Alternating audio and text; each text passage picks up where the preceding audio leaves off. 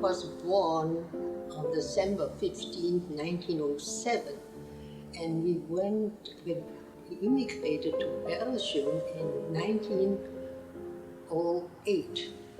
So I was a very small baby. I can tell you for Poland anything only from what I heard. Joseph was the little town where my parents lived. My mother was from Dukla, also Poland, but before Poland it was Austria. And it was a very little town. They had a small hotel and restaurant. Our grandmother, Sarah Lerner, born Lichtman, she was a real Eshes Chayil, as they say. That is a woman of valor. She was the one who made a living for the family. Our grandfather was a Chassid, a Belzer Chassid. And there were 7 sons and 3 daughters. Our grandmother had the keys at her waistline, and she directed the whole business. First of all, there was quite anti-Semitism in Poland. Then my father decided that he has 7 sons, and he was not ready to give them as soldiers in Poland. We really went to Antwerp, to Belgium, on our way to America. And they really had plans to go to America like many others, but when they got to Belgium, they thought that life was fantastic, and they stayed. So it was not their plan to stay in Belgium, it really was to go to America. I happened to be born after the 7 sons, so you can imagine the joy in the family. So I finally a girl, and I had a good life because they treated me so nicely, my 7 brothers. My brother Jack had an idea to get me out of the way. He took me to Cologne and he placed me in a children's home because I was practically in the way of everyone. Maybe I was even a menace at that time. I was 9 years old. All of a sudden, in August 1914, the war broke out. I had lost track of my parents, my brothers and sisters. I didn't know where anyone was. And the Allied planes were attacking us during the night. I was very skinny. There was actually not much food. The bread was mixed with sawdust. But we survived. The World War I, the family was forced to leave Belgium and to go back to Poland.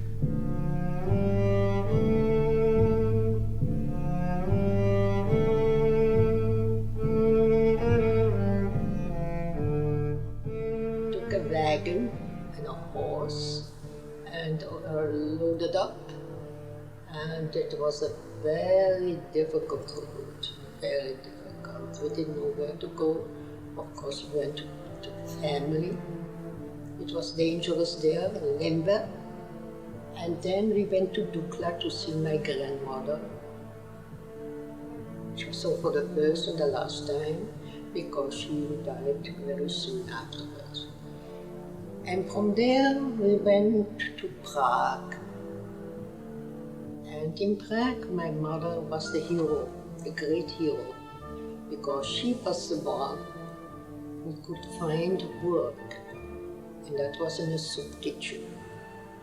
Then from Prague, we went to Holland, Amsterdam. In 1918, I found out that my father, mother, my brothers and sisters were living in Amsterdam. And I made a plan to run away from children's home. I was about 14 years old there. As I came to the border, I had no more money to continue.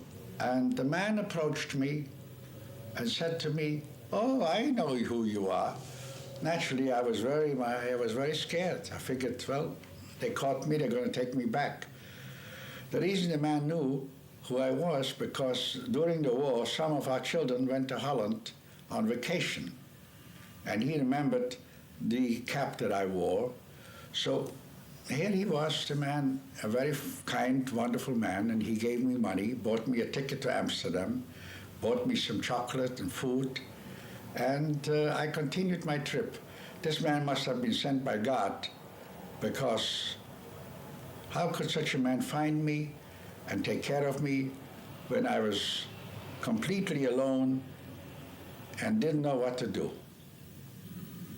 When I reached the house, I rang the bell. My mother came out and asked, "Who is there?" "Oh, where is Dort?" I says, "Your son, Moritz, your son Moritz." "Moritz? So what are you doing here? Was machst du da? Bist doch in Deutschland?" I says, "No, I'm here now. Ich bin da." So I came upstairs, and there were my three sisters, all giggling that a brother had arrived which they never met before, which they didn't remember. And the Dutch language sounded so funny to me. During World War I, when they all had to run away and go back to Poland, they could not take Aunt Jenny, who was the youngest one and perhaps 1 year old, so they left her with a Gentile family who I think had breastfed her. Then finally, at the end of the war, they wanted to bring her back. And they told her she has to go home, and she looked at this man with a beard, and she said, "I don't want to go with him, you know, I want to stay with you." These were her mother and father that she had been for the last 4 years, and she really didn't want to go, but then of course she had to go. That was her father.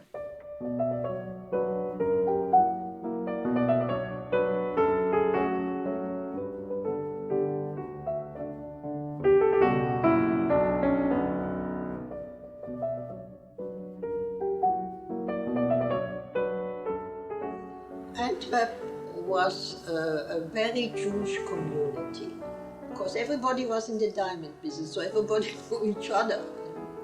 So it was very, like we say, heimisch, very familiar. And I remember Uncle Harry telling me those were the most beautiful days of their lives when they were in Belgium. They all worked. They all gave the money to their mother. They kept maybe a little few pennies in the pocket, so that there would be food on the table. They went into the diamond business, and almost except my older brother Adolf, who was in the raincoat business, they were all in the diamond business. Life in Antwerp was very, very nice. Some of my uncles were very prosperous. Uncle Adolf had a very big business, which was 50 stores selling raincoats of the finest quality and very well known all throughout Europe. Adolf, I think, was a very good businessman also. He loved his business, and he had vision. He knew how to develop it. He started in Belgium in the Canal Street, in a corner, a little corner, and was very successful. How? He had the idea of giving everybody who buys a coat, a raincoat, a brush, a gift. It was the first one. You know, he had initiative. The Lerners were really well known. It was amazing how respectable they became so quickly. And I'm thinking about They were respectable always. They were always respectable, but you know what? Always respectable. Yeah. But the point is that they became the point part is, of Antwerp. Yeah. The point is that, think about, they came from Poland, they were not wealthy, and within 5 years, I mean, everyone had the most beautiful home except my parents. That's not true. Look at the picture. That picture is taken in your home. Oh yeah, one room. But anyway, usually they had wonderful, people had beautiful homes, and I don't know, the women were pretty, the family, I have some pictures there, and it was so elegant. And it's amazing that the transformation of 5 years that, you know, that they all did. I call it a dynasty, the Lerner dynasty, because there were 7 people in the diamond business. For me, why I became so idealistic, and it was too easy. I needed something really with a goal more. And that's how I chose to go to the Zionist movement and in the scouting. And that led me to Palestine, to Israel. And that's where I found my love. Uncle Jacques had a diamond business, was very much looked upon. He had a fantastic diamond business, and the Lerners were very well known in Antwerp. Harry Lerner was very well known, and Maurice was very well known. Life in Belgium was very good. We had a lot of friends. There was something special, you know, about the whole feeling of the city.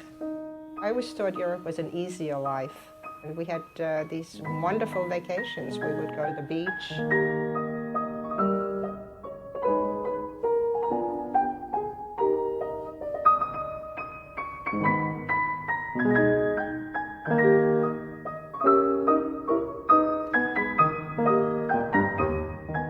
And always it was the cousins. It was a very close relationship. We really grew up together. So I think I once counted my cousins. I have 19 first cousins. That's a lot. We had a marvelous life.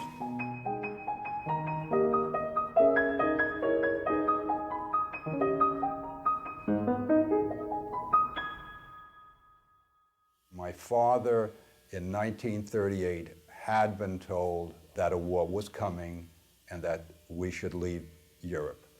And my father, at the time, had passports to go to Brazil at the time. And then my father started thinking about it, and he came to the conclusion that the rest of the family might have difficulty leaving Europe. So my parents decided not to leave. My father, I know, was very actively involved in getting Jews out of Germany in the 30s. You know, once Hitler came in, I know he was very actively involved. In fact, some of my governess's family were brought over that way because they stayed at our house for about 6 months. I remember my parents entertaining a lot. I think we had dinner parties almost every week. And we had a governess, her name was Eggy, and she was very strict. So were my parents very strict, come to think of it. So we were brought up very strictly, unlike Irene, who ran wild around Antwerp. In 1933, in Antwerp, a woman came to live there. Her name was Gerda Heim. She was a dancer. She came to live in Antwerp after having run away from Berlin and from Hitler. She became very successful in a very short time and had dancing classes.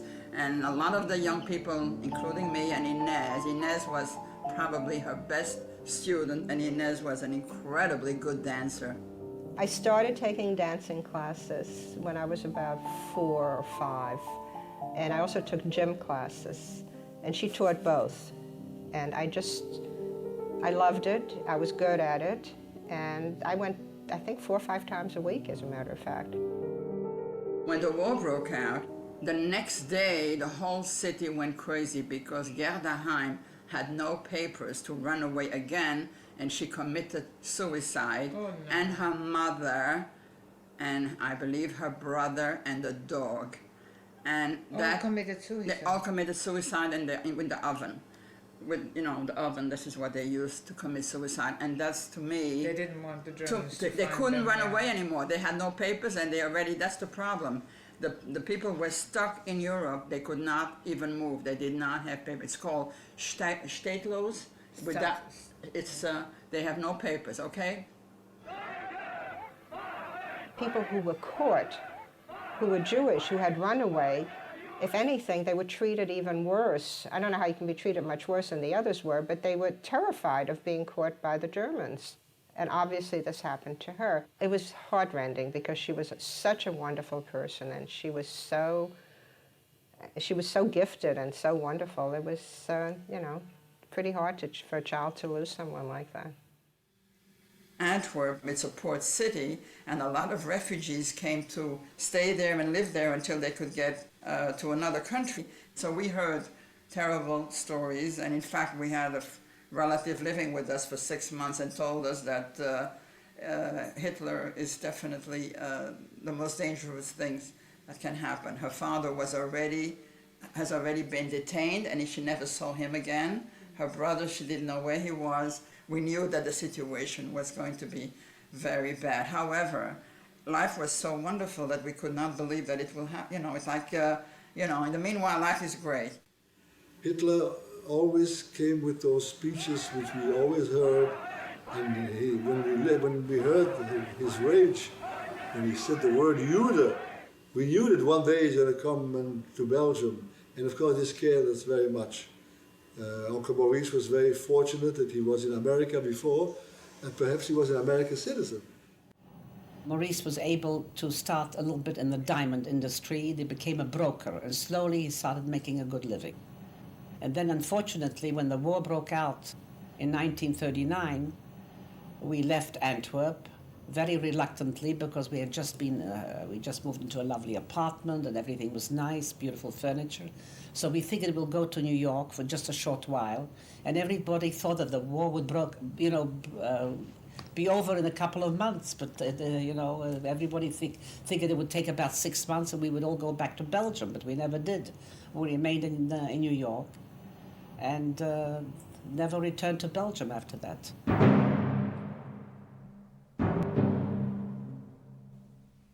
May 10th, 1940, they bombarded, and May 12th, they had occupied. That's when we left. Yeah. Just left with the last train to France, thinking it's larger, the war would be over, we come back. They just closed the door and left with their lives. My father had read Mein Kampf, and he knew what would happen, what Hitler had in store for Jews. And I was the oldest of 4 children and a 17, 18-year-old. I said, what will the neighbors think? What will our Gentile neighbors think that we are like rats leaving a sinking ship? And my father said, they are not Jewish, they will not be treated the way we would be treated, and we have to leave. Do you want to take the responsibility for your family staying here? So I left with a very long face. We left on the very last train out of Belgium, because in 2 days the Germans had invaded and occupied Belgium, which is very small. And we were allowed to have, for the 6 of us, 1 medium valise, because that train was for people, not for valises, and the clothes on our back. And we took a train supposedly going to Paris. And that train was zigzagging for 2 days, 48 hours, getting nowhere. We were already in France, but we were getting nowhere. And Henry was sick on the train. It was an unbelievable, miserable ride. At night, it's dark, and we hear the bombardments all over. And after 3 days, my mother sees that Henry is practically fainting, and she's going crazy. She said, the next time the train stops, I'm getting off. So the train stopped within 10 minutes. My mother is the only one who gets off the train. She leaves some luggage there. We don't know where we are, but my mother says, I don't care, I don't want to be on that train. We had to be in a hurry because we were afraid the train may move. And therefore, we threw the luggage out the window, and then we rushed out of the train. Because if the train would have started rolling, it would have been a catastrophe. The train leaves, we start walking, and in 10 minutes we are in Rouen. That's a very big station. And in 10 minutes later, a train comes in. We can't believe it. We can't believe we're near the station. We can't believe it. And we go on the train, and who is on the train but Paulette and her parents and the family. And that was the most amazing thing. They were all there in that compartment. This is really an unbelievable coincidence, incredible coincidence. We we stayed in Paris for a week with my mother's sister and my mother's side of the family. And then we had to leave because the Germans were advancing. And then a whole bunch of us went to Arcachon. About a month and a half, we were there waiting for the war to end, which it never did. Eventually, my uncle and aunt and their 4 children went back to France, Paris. And they didn't want to take chance. They couldn't stand running away. Which uncle and aunt? Sarah's parents. Yeah. Yeah, and eventually, On your mother's side. my mother's side. And eventually, within 2 years, the Germans came, knocked at the door, or the French, that knocked at the door, and they took away my uncle and his oldest son, never to be seen again. I remember the morning the war started. It started Friday morning at 3 o'clock in the morning when the Germans bombed Antwerp. And that I vividly remember. And by 6 o'clock in the morning, we were not allowed to go out of the building without permission. When the war broke out in Belgium, Jacques just came back from London and had the diamonds with him, the brute.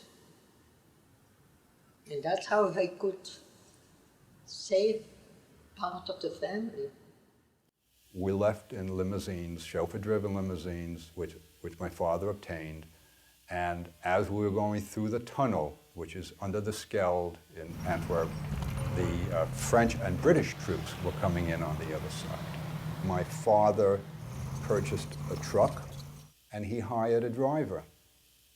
And then shortly thereafter, we proceeded through from the Belgian border to the French side, and we were in the line of refugees. We were on the highway where a lot of people were walking, but we were lucky because we did have a car. So we drove down, and the one thing I vividly remember was turning around after we left La Panne and seeing the Germans jumping out of planes. They were paratroopers jumping down and landing in Belgium. That I remember. That was sort of my parting shot of Belgium. We left our governess because she didn't have any papers. And my father was afraid that if we came to France, they wouldn't let us in because she didn't have papers. So he sent her back to Antwerp to get papers, and then hopefully she would be able to get out. Now, she had the same situation as Gerda Heim because she also came from Berlin, and she was Jewish. And I don't know whether I guess he must have thought she really would get papers, but obviously she never did, and we know that she was taken by the Germans. We went to a small town called Arcachon. It was a resort, and many in our family were there, and we stayed there for a few days, trying to get visas to get out of France. France capitulated, and we left everything. My parents would go to Bordeaux once a week to try to get a visa to America, and the State Department had given order to tell everybody, come back next week. And every week it was come back next week. And so the Germans are coming, we're leaving Arcachon, and we're on the way with everybody else. And there were no places to stay either, because who could take care of all these people who are on their way, you know? To where? To getting out of Europe. That was the idea. The lodging we had was actually in a farm. We slept on straw. And whom we met over there is Lichtmans from Czechoslovakia. They were expecting their cousins to arrive, and they knew on which train. But they were afraid to pick him up because the railroad station was swarmed with Vichy police. They were noticeable because they all wore beret and an armband. And they asked me to go there because they figured I was about 16 years old, nothing would happen to me. I went to wait for one of my father's cousins. It was Leon, the older one. I remember that the Vichy police ran after me. I'm talking about maybe 40 of them, if not 50. They ran after me. And of course they caught me. And the irony of it all is that I was caught, and Leon went through without any trouble. Maybe because they were running after me, they couldn't wait for Leon and ask him for papers. When I was, of course, I was in a police station, I was very, very frightened because I realized that they had a bus over there, and they were anybody they could find who were foreigners, especially Jews, they would put in on the bus and just take away in a detention camp until eventually they would wind up in a concentration camp. And of course that frightened me terribly. So I'm of course very lucky that, they did call my mother, and my mother did come, and she did free me. The French police caught him, and my mother went after him, and she screamed, and finally they let him out. But you see... He probably looked younger than he was, so that's how she was able to get him out. The chances are that if you're walking and the police catches you and you never know where you disappear, and everything is chaotic. Sometimes we didn't stay anywhere. Sometimes we stayed in a car. I mean, we stayed on a bench. We ate dry bread. There were 100,000, maybe 200,000 refugees trying to get out of Europe at the same time. And every day... And at the same place. At the same place. And every time we heard, oh, maybe we can get a visa, or maybe we can, there is different news. And everybody was trying to help everyone, but nobody really knew what was going on. One night we slept, believe it or not, in a dance hall, a children's dance hall, the kind of thing that I had left behind.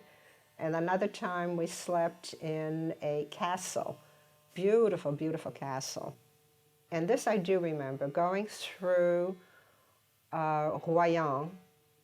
We stayed for about, I think for about 3 weeks, if I recall. We stayed in a hotel there, and it was right on the beach. And the Germans were bombing that area pretty badly. And then we lost our car. And everybody had to split up because we just didn't have any more. The army confiscated it. But I do recall my father buying, I guess maybe a Model T or whatever, Model A Ford, and we crossed from occupied France to Vichy France, I believe around 11 o'clock at night, and the Germans, or the border was closed at midnight. And we ended up just outside of there, of that area, and we were in a pool hall. We slept on a pool hall, and the girls and I slept on the billiard tables. We all drove all the way to Marseille and eventually to Nice. And Nice, unfortunately, remained unoccupied France. France was partially occupied in 1941. There were no Germans in the south of France. We were in a hotel for 1 week. And I told you, right, about... Somebody had a few dollars. My mother, you think? Or your father, both, or both of them. I have no idea. Because how do you know, they don't let you stay in a hotel if you don't pay. The hotel was like for sailors. The hotel was like for sailors. It was horrible. Horrible. Is that where they had the rats and everything? No. No, that's not where they... No, no. It was a horrible, on the sail, like a sailor, you know, that... Marseille is a port city, and the whole city wasn't pretty, and we just got whatever we could. I told you, that's where my mother killed a chicken to make a chicken soup for the Sabbath. I didn't hear about that. You didn't hear about that, no? Where did she get the chicken? My mother. The farm? Are you right? Are you? Okay, my mother, we are in Marseille 1 week, and I think that I'm kind of sick. My stomach is not doing well. And my mother decides she's going to make chicken soup. Now we're in the hotel, and she's got only one pot. However, she goes and buys a chicken, a live chicken, brings it to a hotel, and tells my father, go in the bathroom and kill the chicken. And I'm with my father in the bathroom, and my father can't kill the chicken. The chicken is running around. So then my mother comes in, and in 1 minute she kills the chicken. And at night we had chicken soup. Anyway, 2 days later we left. We went to Nice. Nice, of course, was the south of France, and we were very fortunate. We got a hotel, we had rooms, Life was comfortable, and what we did have though is the Vichy police, who were actually Nazis, and they also tried to deport the Jews they could find. They put announcements in the newspapers that all Jews had to register, so they would have their names and their address. So at the time when they would be ready to collect them for detention, they would know where they are. You had to register because when you walk through Nice, every corner, I would say many corners, had police waiting and asked for papers, identification papers, and you had to show them. And if you were not registered, you automatically were taken away, automatically. If you were registered, they let you go, which was, of course, temporarily. But we did another 100,000 people, maybe more, trying to do the same thing. You know, I think we got there early in Nice. We really did, because many people came a year later, and they already couldn't get out of the country. But when we came, we really still had a chance. We all tried to apply at the American consulate for a visa to go to the United States. Well, what mattered, by the way, was where you were born, not what nationality you were. My father was of Belgian nationality, but was born in Poland. So for the American government, my father was Polish, not Belgian. There was a system in the United States where only so many people from so many countries could come a year to the United States. And since most of the refugees were from Poland and Russia and Eastern Europe, those quotas were filled. And the waiting time for those Jewish refugees was a matter of years. They just couldn't get it right away. I could get it right away because there were very few Belgians. In Belgium, you have to wait 20 years to become a citizen. 20, okay? So when the war broke out, more than half the Jews did not have paper. And that's why they could not even try to go to any other country. So that's one of the problems, 20 years. My parents came there early, so they were all, the whole family were citizens. Now we had to get all the papers. We had to get a visa to get through Spain, to get through Portugal. In order to get a Spanish visa, you had to prove that you had a visa to Portugal. If you went to the Portuguese consulate, you had to prove that you were leaving Portugal. And you had to combine all these things, which was absolutely nerve-wracking. When you had the visa to go to Portugal, then Franco, Spain, gave you 54 hours transit visa because you had to cross Spain to get to Portugal. Portugal was a way to go to other countries, and somehow we knew that the Germans wouldn't get there at this time, okay? It was like a freedom. And when we got to Bayonne, we heard about the Portuguese Mendes, the consul, and we went to see him, and he too was told by Lisbon, tell the people to come back next week, never give them a visa. This wonderful Mr. Mendes was just like Raoul Wallenberg.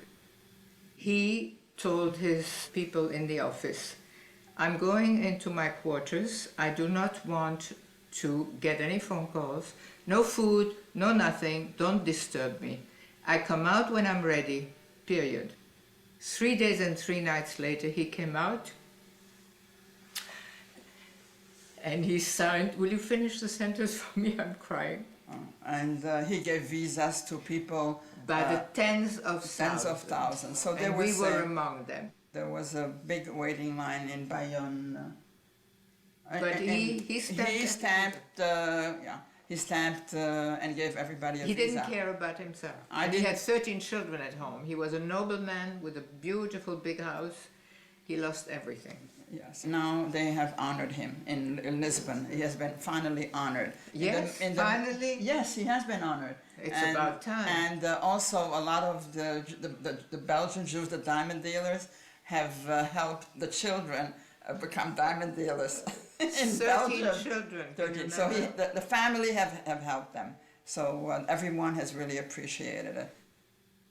When we arrived finally at our last place in France, Andaille, that's in the Basses-Pyrénées between France and Spain, and that's where we were going to cross. We arrived there, and whom do we meet? Uncle Jacques with the whole family, and they are going across that day. They had come from Antwerp with a young Flemish boy who was driving the car, and Uncle Jacques had asked him, "You drive us till we get out of France, and then you can go back to Belgium and the car is yours." In the meantime, my father and Uncle Jacques are talking. Uncle Jacques says, "I'm going to ask Eugene to stay with you and take you across to Spain, through Spain, to Madrid at least, and then he can come back. And we have to leave, this is our day." So the Jacques family left, and Eugene stayed with us. We ran upstairs into the room. We lay down in bed. We washed our underwear, all wet. We're in bed, and all of a sudden, we are deep asleep. In a sleep, you can imagine what kind of sleep when you haven't seen a bed for weeks. Our father is shaking us awake. "The Germans are here, the Germans are here, get up, get up." We had to take the wet underpants and run out of there. So it's our turn to go through the gates at the French side and walk a few hundred yards to the Spanish side. As we arrive there, they look at our papers and they say, "No, we cannot accept this. We just got a phone call from Lisbon. Mr. Mendes had no right to give these visas. Back you go to France." So we went back to France. My mother said to Eugene, "Let's look at the map and see if we can find a little place in the Basses-Pyrénées, in the mountains, where we could cross over to Spain, and where maybe they have not gotten a phone call because they're so small nobody cares, or they didn't get there yet." And that's what happened. We got through at Le Pertu, and there we were in Spain. We went to Madrid. We said goodbye to Eugene, and we were on our own. And in no time we were in Portugal, and there we stayed for 9 months. We felt fresh air, breathing, liberty, and it was amazing.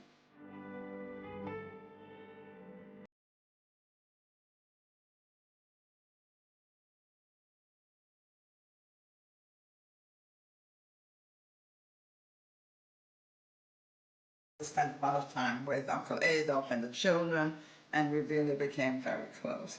And I was there only 3 weeks when I got this. We got a boat, a passage, and we went on this Serpa Pinto. I think Portugal had one boat.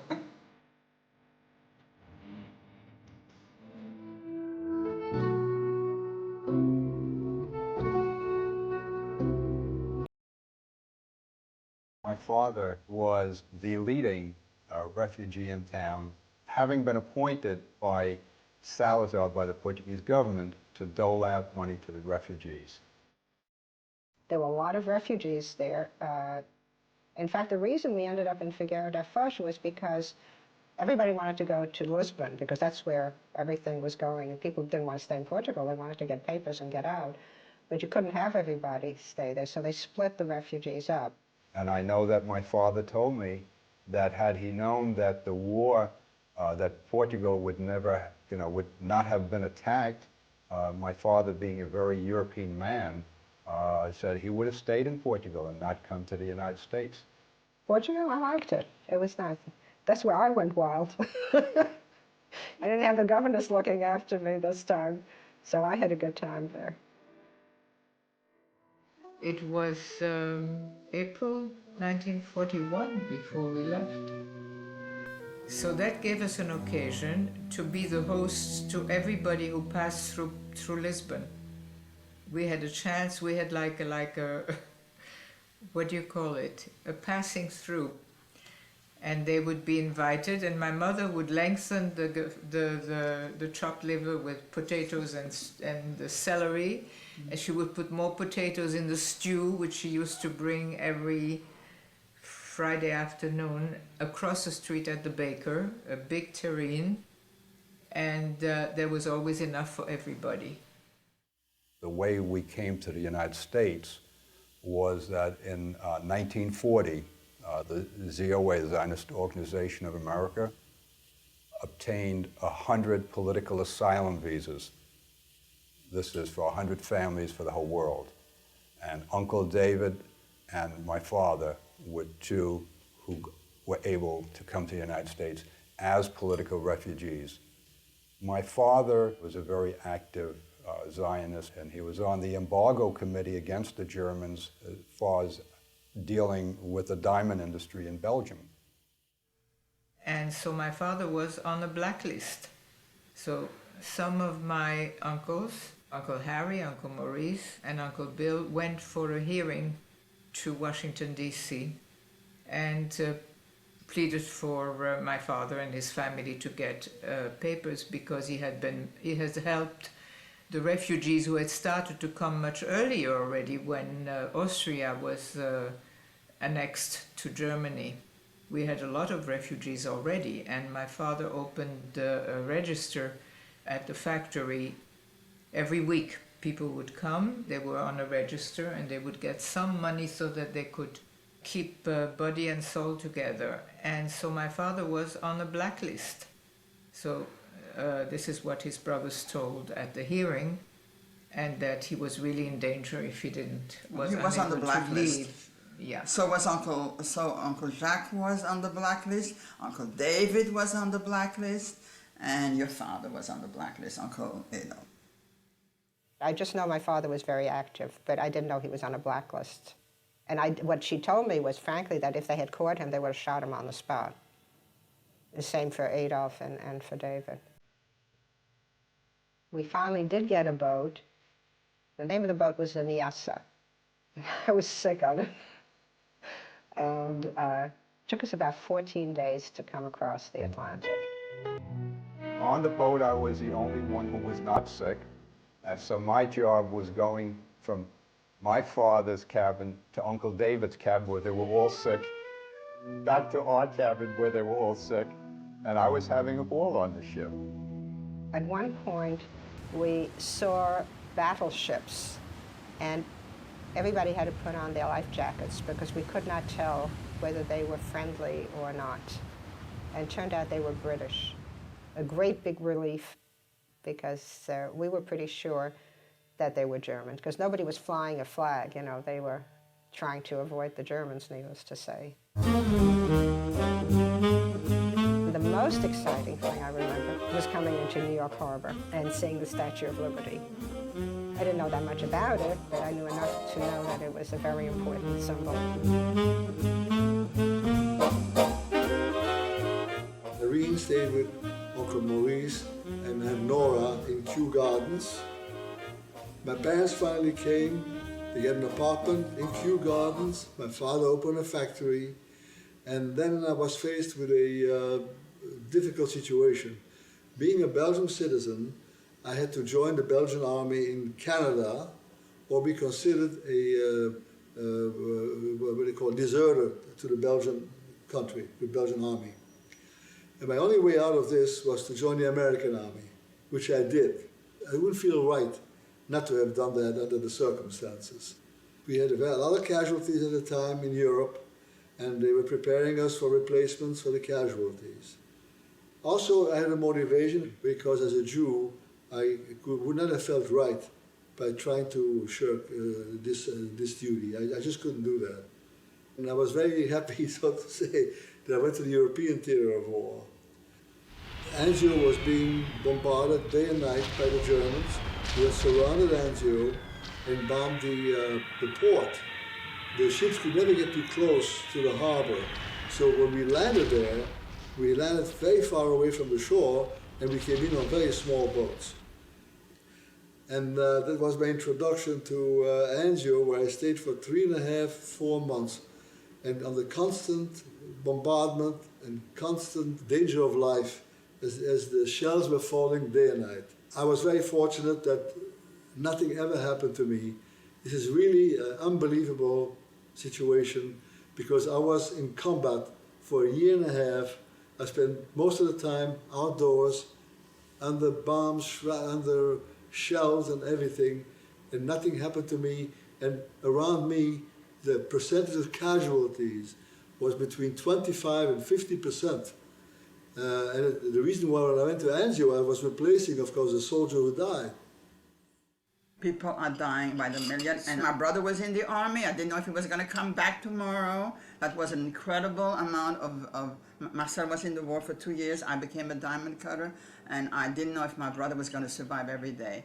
And Of all course, the, and he was in Anzio. all these died things, you know, I dressed myself so much, you know, the amount, it's like, I changed totally. It was, yeah. So that's the second shock. The front coming here, and now this is going on, and then, you know, and then you change. You're forced to change. You were always like that. You were never for wearing big diamonds. You worked with diamonds, but you didn't wear them. I was ashamed to wear it. There you are. The kids I taught in high school were all against their parents because on Rosh Hashanah, Yom Kippur, they wore their mink coats. They had the mink coats. Why not wear them? Yeah, but we're talking about, this is wartime. 43 people are dying, and we But don't know what is going on. They didn't go out to I'm buy sorry. the diamonds for the wedding. No. They had them. I'm sorry. The war is on. Europe is burning, and there is a But it way makes of behavior. That's what That's because that's the you way- are you, and that's the way you feel. That's the way I felt, and all the time. And the more I saw the more I disliked it, and the more I wanted to get away.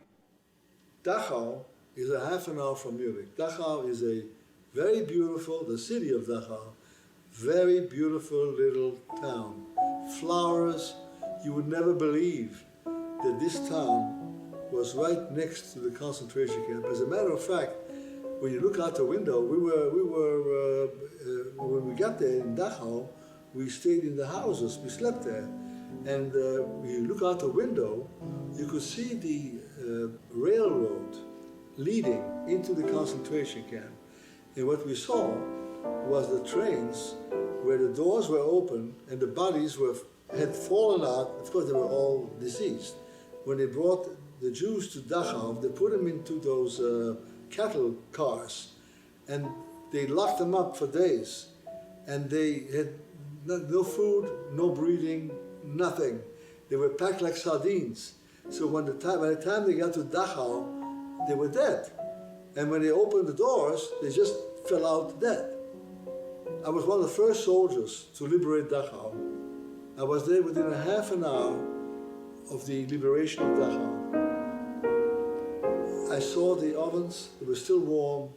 I saw piles of hair, piles of shoes, piles of clothes. I saw bodies, emaciated bodies, ready for the furnace, who were laid out like in Belgium when they had chocolate at the window of a store. They were laid out 2 and 2, crosswise, 2 and 2. And that's how they laid out the bodies awaiting the cremation. I saw every German who was there. First of all, the able-bodied Germans had fled. They were not there anymore. They knew the Americans were coming, they fled. The only ones who were left were the crippled Germans, who were guards. The Germans used crippled Germans who were not useful for fighting to be guards in a concentration camp. And we killed them all. Not me personally. By the time I got there, they were already killed. They were moaning, they were dying. The sight is something, of course, unbelievable. Everybody was forced to go and see, for history. They should know and see with their own eyes what happened there. And something else, when I was in that lodging, in that house in Dachau, and I looked out the window and I told the landlady, I said to her, did you know that, and by the way, the city smelled of how shall I say, of burnt flesh, the whole city. Couldn't miss it. And I asked her, can't you see what's going on over there? She said, no, I didn't know. I mean, unbelievable.